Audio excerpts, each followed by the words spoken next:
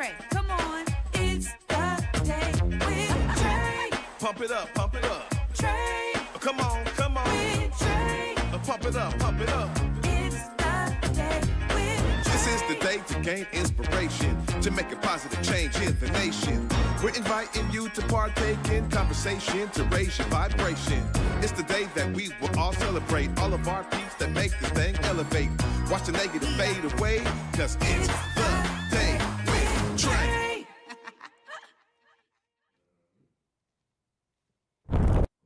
Grand Rising, everyone. Welcome to the Day with Trae. I'm your host, Trae Holiday. I get to welcome you to a Wicked episode. Really excited because I have some phenomenal stars in the building, y'all. I got Lauren Samuels here, who plays Elphaba in Wicked on Broadway across America. That's right here at Paramount Theater. And I also got Austen Bohmer, who plays Glinda in the show.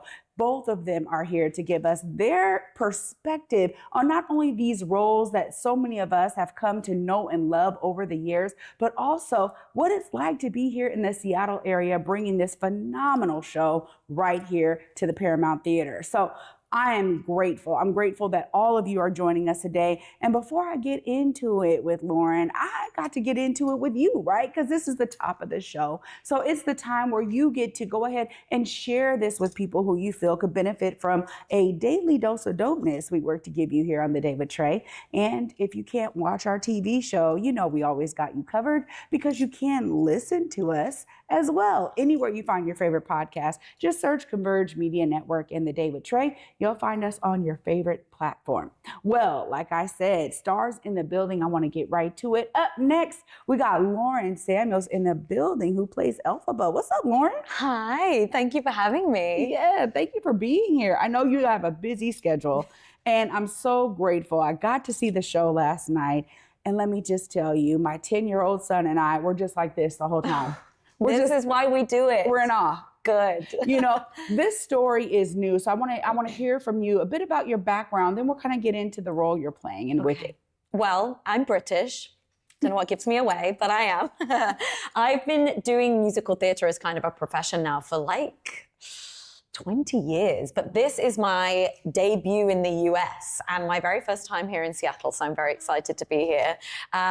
I found out that I'd got this role back in December, and this has been a bucket list role of mine since I very first saw the show in London's West End 20 years ago. I was like, please one day let me be painted green. And here I am. I found out I got the show 6 months ago, and it's just been such a bucket list dream of mine, and I feel really lucky to be playing the green girl. Wow. I mean, you know, it's interesting because I was just talking about how we're seeing the storylines of so many characters that we grew up thinking we know the background stories. And this story takes on some different nodes and turns. What are some of those things that were exciting to you about this story, kind of coming of age, where we get to really understand who Elphaba is? Right. We get to see the wicked witch. Is she wicked? Is she good? You get to decide for yourself as an audience. I think it's so exciting that you get to see this different side of a person who you think you know from these stories, right? You instantly, without even knowing anything about the wicked witch, go, she's wicked. Mm-hmm. Yep, I agree, she's wicked.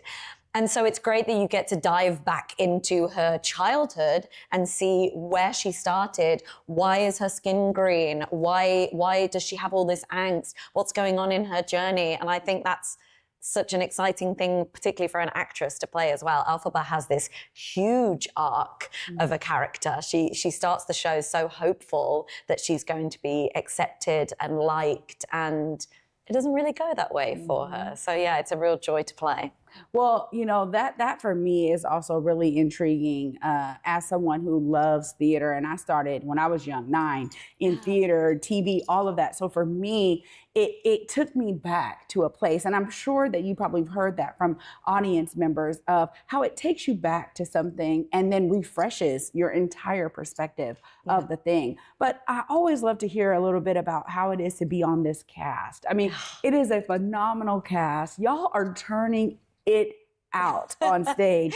Thank you. So tell us about that connection that y'all have been building over this time of working together. Yeah, I mean, we have to get real close with each other, right? Austen and I, who plays Glinda, we're very lucky. We spend a lot of our show together, but kind of apart. It is about female friendship, right? And I love this underlying message in Wicked, the strong female friendships. But actually, we start as enemies, really, in the show. And we have this great journey together as well. And I, as Elphaba, it's actually quite a lonely track because I'm quite shunned by everybody. I'm quite bullied throughout the whole show. And it's very lonely off stage as well. I don't really get to see everybody as much as I would like. But Austen and I have this moment right at the start of the show, before the show even starts, where we connect with each other and we get to look in each other's eyes and go, have a great show. And we have the same thing at the end of the show. How was the show for you? Did you have a good time? Was there anything you wished was different, or how was the audience for you? And it's really nice. Everybody, we're always checking in with each other. The cast are amazing. We come into each other's dressing room. We're always, how are you today? If somebody's not doing as well, we're like, we've got you. We'll hold you up. We'll do this together, So it is, we're all very close. It's nice. Well, you mentioned this is your first show coming to the U.S. Yes. So I got to ask, you're talking about seeing this 20 years ago, having a big dream of playing this role. How is it fulfilling your dream? My God, I know. Here in the US, I'm making my debut playing Elphaba. Sometimes I'm still like, what? Really?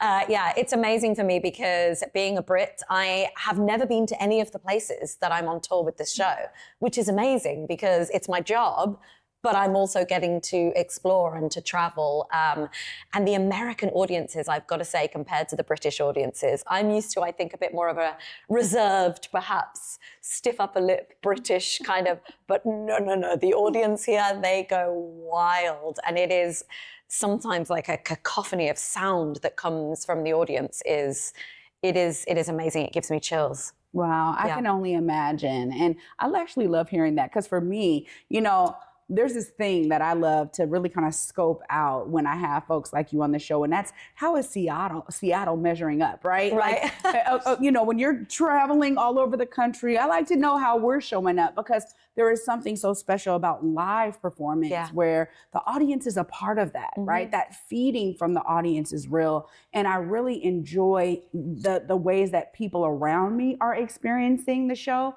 And so it really has this collective nature that you don't get in like TV or film, right? No. And so I love hearing that, I'm glad Seattle is showing up for you. They are. The audience, and you can really tell the audience, like you say, they do feed off each other. So the first time that somebody maybe whoops out loud, then someone else is going to, and it just becomes this big thing. So I love it. The Seattle audiences have been gorgeous. Right on. Well, this being your first time in Seattle, I love hearing that you have a little bit of time to explore. Is there anything that stands out about our great city? Well, Austen and I are actually living together here in Seattle, which is so nice. Us two witches living together. We're in the Capitol Hill area. And so far, I'm just loving the food options around the area. There's so much. We only just got here. This is our first week, and the first week in a city is very busy for us. So we have to, sound check, get into the new venue. We're doing press, things like that. We had 2 shows yesterday, but we have time to explore. So I have lots that I want to see here in Seattle, lots to get into.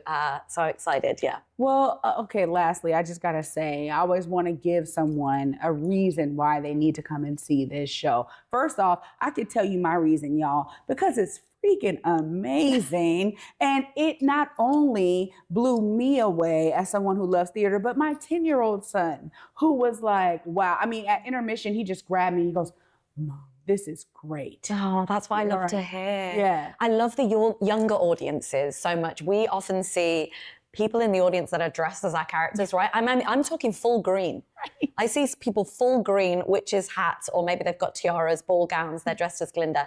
And we meet these people at stage door, and that for me is the reason that I do theatre. I know when I was young, my mum took me to theatre, and I got the kind of theatre fever, the theatre bug as it was. I want to do that. When I meet these children at stage door, and adults as well, and they're just blown away, and they tell me how much it means to them, I'm like, oh, that's the reason that's the reason that I do it. And, you know, in a climate that we're in at the moment, I hope that it just gives people a little bit of escapism as well. They can come to the theatre, they can forget their lives, forget the outside world for a moment, enjoy the beautiful music, the costumes, the scenery, laugh, cry, just escape their reality for a moment. Yeah, it's so important, and you're absolutely right in terms of these times. So I appreciate you bringing your full self to that stage for the audience to experience and to enjoy. Of course, if people are wanting to follow up with you, stay tuned on all of your stops on the tour. I always love to give folks time to share their social media platforms. Look right there in this camera closest to me. Let folks know how they stay connected. Guys, you can follow me on social media. I'm at Lauren Samuels 88. Right on. Lauren, thank you so much for being with me today. Pure pleasure. Thank you. Yeah. Wow, y'all. I'm telling you, this is a great day indeed, and it is going to continue because after this short break, up next, I got Austen Bohmer in the building. We're going to be learning all about Miss Glinda. You don't want to miss it. Stay tuned. You're watching The Day with Trae. Washington's charter public schools prioritize equitable learning opportunities for all students and strive for openness at every level. Teachers work with parents to build a trusting and supportive learning environment for students. To learn more, visit wacharters.org. Urban League of Metropolitan Seattle is bringing a whole lot of star power to town as Taraji P. Henson and Hill Harper headline their 23rd annual breakfast happening November 22nd at the Seattle Convention Center Summit. Grab your tickets now at urbanleague.org. Hey, what's up, everyone? It's Trae Holiday. We're teaming up with Public Health Seattle and King County to remind you that back to school time means making sure your kids are up to date on their vaccinations. Public Health Seattle and King County is offering free back to school vaccine clinics for kids ages 0 to 18 all fall. You heard that right, free. No matter what your insurance situation is, they got you covered. Getting your kids vaccinated is the best way to protect them from serious diseases like measles, mumps, and whooping cough, and it's required for them to attend school or childcare. So call your health clinic pediatrician or doctor today to make sure your kids have all their required vaccinations. You can also visit kingcounty.gov/find a clinic to find a clinic near you. Let's work together to keep our kids healthy and in school. Peace.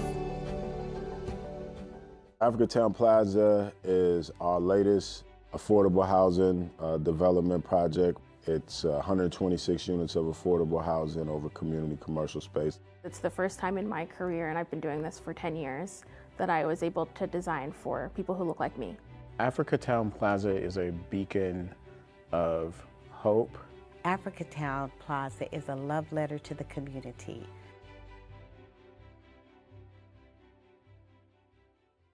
Welcome back, everyone, to The Day with Trae. I'm your host, Trae Holiday. Joining me right now is Austen Bohmer, y'all. What's up? Hey, Trae. Hey, you know, so Glinda or Glinda, I love it, right? I was so impressed with the wavelength of your talent. I mean, we're talking about a wide range here of poise and silliness. I want to hear a little bit about your background. What brought you into the world of acting? Oh, I love that word, wavelength. Let's see. I'm kind of like a Shakespeare nerd. So I never really imagined that I was going to get to play this role.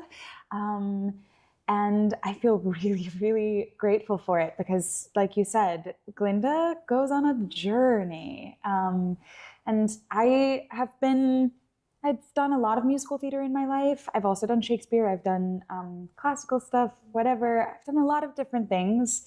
And Glinda actually allows me to bring like all of myself and all of my experience to her because the comedy, the physical comedy, and also the like real heartache and like the real reckoning that happens in the second act is just a lot to chew on as an actor. So I feel like I'm getting to play this at a good time in my life and in the world, and I'm really grateful for that. You know, it's beautiful to hear it too, because I'm always thinking about how characters reflect reality, right? Like all of these characters, there's things that we can all grasp a hold of in terms of what you're showcasing to the audience. Yeah. When you think about some of those things that maybe resonate with you so much, what are some of those top things that you feel like, man, this is really Austen? Yeah. Yeah, I mean, I think in Glinda's or Galinda's young life, she has this real desire to be perceived as good. And I think that women often have this desire. And I think that it gets in our way, because when you're so worried about being perceived a certain way, sometimes your actual actions don't line up with who you want to be. And that's what she goes through. And I do really identify with that. I think a lot of women resonate with that kind of plight. So that's a huge thing. And then I think in the second act, there's a real reckoning with, like, you actually can't trust the people that you put on a pedestal. You got to question. You got to question what people are telling you to believe. And it's a heartbreaking thing to realize that you've been led to believe something that isn't true. And so, yeah. Whew. Oh, I love that. It's deeply personal for me. It's deeply personal in this moment in time, and also in my life. And those are the things that kind of come to the top of mind about her journey. Well, I really appreciate you saying that, because I agree. You know, as I was watching you last night, I was thinking to myself how even for me, there's so many things that resonate in terms of, you know, my childhood growing up as a teenager even, and until now, my adulthood and being a mother with 2 sons and now a grandson, right? So like the depth of, you know, that self-reflection that you have to do at these different phases of your life. I really appreciated seeing the growth of the character overall. But there's so much fun here. There's so much. I mean, when you're talking about that physical humor and that reaction from the audience, I mean, I think some of it for me, it was unexpected. It was unexpected coming from Glinda. I love to hear that. Yeah. How do you feel like that quirkiness really gets to shine through on stage when you're getting into all of the nodes of that? Yeah, totally. I think I like to think that Elphaba kind of frees Glinda up, that Glinda is so aware of how she's being perceived. She's quite confident. But when she starts this friendship with Elphaba, there is a kind of like, oh my gosh, this is like an actual friend, you know? And I don't think she's ever really had that before. Somebody who's really seeing her and actually listening to her. And so I think that her like silliness and quirk really comes out through that friendship. And the whole first act is just like such a joy to get to do, because even in the Emerald City number, Lauren and I are just sort of like looking at each other and like playing around. And it's like deeply joyful for me. And I hope that like some modicum of that is translated to the audience, because I'm having the time of my life up there. I love hearing that, because that's exactly what I was experiencing last night. And I think so many around me, that's to me is like the magic of theater, is because yes, the scene, the costumes, like, oh my gosh, you know, everything really fits the story so well and brings it to life. Yeah. But there's something innate about all of you on stage who like are bringing that out, that we do feel it. It's like an energy exchange. Totally. And that's the thing that's so amazing about theater, right? That like, I mean, I love films, I love movies, I love them, but like, this is something that is happening for the first time in this moment, and it's different every night. You come to see the show tomorrow as opposed to yesterday, right? It's going to be a totally different show. And hopefully in the audience, it feels like we are getting lost in this moment that will never happen again. It's ephemeral, and it's like, it's so vital and juicy. And that's why I love theater so much. Me too. And musical theater for me, because your voices are impeccable. Thanks, and Trae. to hear both of you singing, oh my gosh, the harmonies. Oh my God, Julie knows. I love I love harmony? I live for it, right? And so I just loved every moment with Glinda and Elphaba and having the time to hear both of your ranges so well. And y'all, I want to ask about how you work on that, because it comes through so clearly. It's not just about you knowing your range, but it's about being able to have that connection to her that I was seeing last night with your voices. Oh, I love this. I love it. You're picking up on so many beautiful things. Nobody's ever named these things. Yeah, Lauren and I wrote Lauren a card a little while ago that said that, like, one of my favorite things about working with her is that I feel like oftentimes when we're on stage in moments like For Good, where we are in these beautiful harmonies, I feel sometimes like we are like locking into a third thing. Like, it's not her and it's not me, but there's like something in between that we're kind of plugging into. And I almost like vocally, I don't even feel like I'm aware necessarily of singing the way that I am when I'm alone. It's like we're just sort of symbiotically like finding this place where the two of our voices blend, and you can kind of get lost in that. It's like such a gift, truly. It's rare, and I feel really grateful to be doing it with Lauren. Well, I gotta say, I'm glad that she was able to talk about the cast and y'all, connecting, coming on a, Broadway tour, it's a lot, right? How do you balance that? How are y'all caring for yourselves? I mean, a lot of it is how we care for each other, right? Like, I think that this company, so the 8 principals who you saw last night, all came into the show together. We rehearsed together, which is kind of rare. So we really have a tight-knit little bond.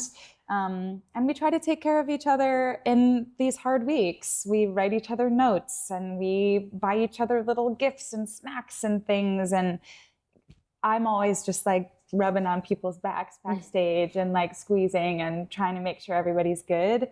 But personally, like, you got to take slow time. I meditate and do yoga, and I'm always like biking. I travel a bike.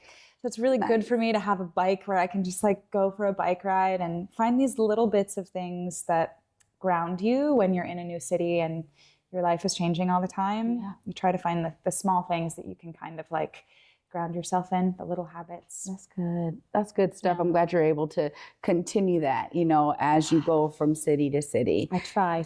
Talking about being in the city, I gotta ask, I know it's still first week for you, but what are some things that you're looking forward to in Seattle? So far, on our days off, like traveling from Portland to here, I went to Mount Rainier and I snowshoed for the first time, which was like actually one of the most beautiful experiences of my life. It was really, really stunning. So I'm hoping to do more of that. I would love to be hiking more.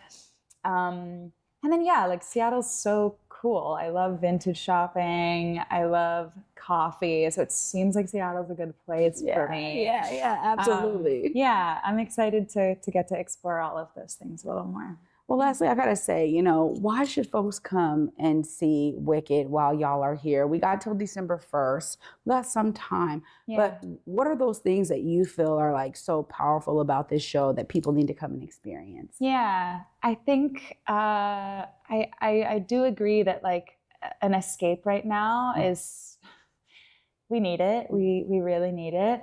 But I think that a lot of people at the stage door over the past few days have said, like, it feels so cathartic to watch this show right now.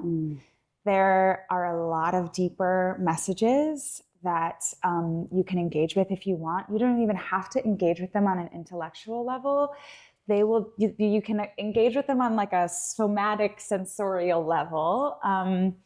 So yeah, I think like catharsis. There's a lot to feel right now, and Wicked will provide you a lot of joy and it'll give you a good cry if you need one at the moment. Yeah. So I agree. Yeah. Oh, I agree. I found myself getting so verklempt. yeah, It was so good. same. Of course. Now, I got to give you the opportunity because folks are going to want to try to follow you, Yeah. figure out how to stay connected. I know you do music, both of you. Yeah. Look right there. Let them know how they continue to connect with you. Yes, I am on Instagram as Plain Austen, which is the name that I release music under. I'm not super consistent on Instagram. I come and I go, but if you catch me, that's where I'll be. Right on. Thank you so much, Austen, for being with Trae. me today. Wow. Y'all, I'm telling you, you got to get your tickets to Wicked. Go to stgpresents.org. Get there, get your tickets. Make sure y'all go to this phenomenal show. I get to wrap this all up right after this break. Stay tuned. You're watching The Day with Trae. Disney and Cameron Mackintosh's Mary Poppins comes to life on stage at the Fifth Avenue Theatre, featuring Step in Time and Supercalifragilisticexpialidocious. Make it a jolly holiday at Mary Poppins. For tickets, visit fifthavenue.org. A world of wonder awaits at Pacific Northwest Ballet's The Nutcracker. Treat your loved ones to the Northwest's favorite holiday tradition at Seattle Center's McCall Hall. Visit pnb.org.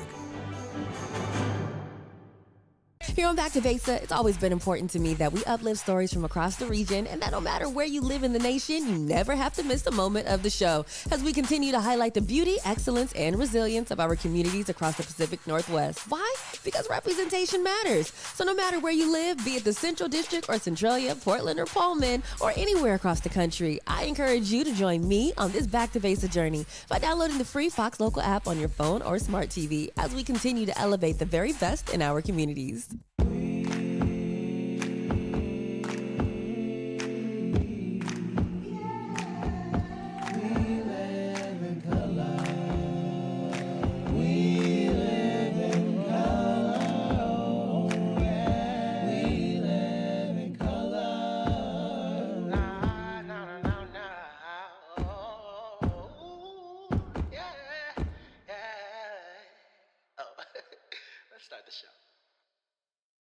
Welcome back, everyone, to The Day with Trae. I'm your host, Trae Holiday. Huge shout out to my phenomenal star guests today, Lauren and Austen, playing Elphaba and Glinda in Wicked right here in Seattle at Paramount Theater. Y'all, I promise you, it's very rare that I get to see the show before I get to interview folks like them. And it was blowing my mind the entire night. You definitely want to get there. This is a family-friendly show. Take your friends, take your kids, take your neighbors. This is one that you want to come to. And I agree with them. Now is a perfect time to have that mental getaway. And Wicked definitely provides that. But it's also so interesting to see not only the high level of talent, but the costumes and the set design and the lighting and the music. It all comes together in such a beautiful way. So I'm telling you, get your tickets today. I'm so glad I got to be there, and I want you to be there to experience it. But one thing I also want to say is when you find that passion, like we have seen and heard here today from these two phenomenal guests, you follow that passion. Something is pulling you into something greater than yourself. And I'm encouraging you always to figure out what that is for you so that you can also find your way to be a part of the solution. No matter what it is, we need you to tap in. Thanks so much for watching. You know I'll be back with you. And until then, at 11 a.m., peace.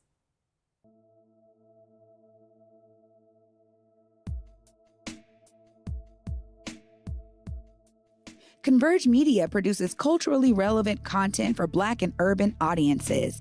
Our coverage is raw, transparent, and objective, praised by community leaders, government officials, and residents. Support Converge Media today via Venmo, Cash App, or PayPal at Converge Media.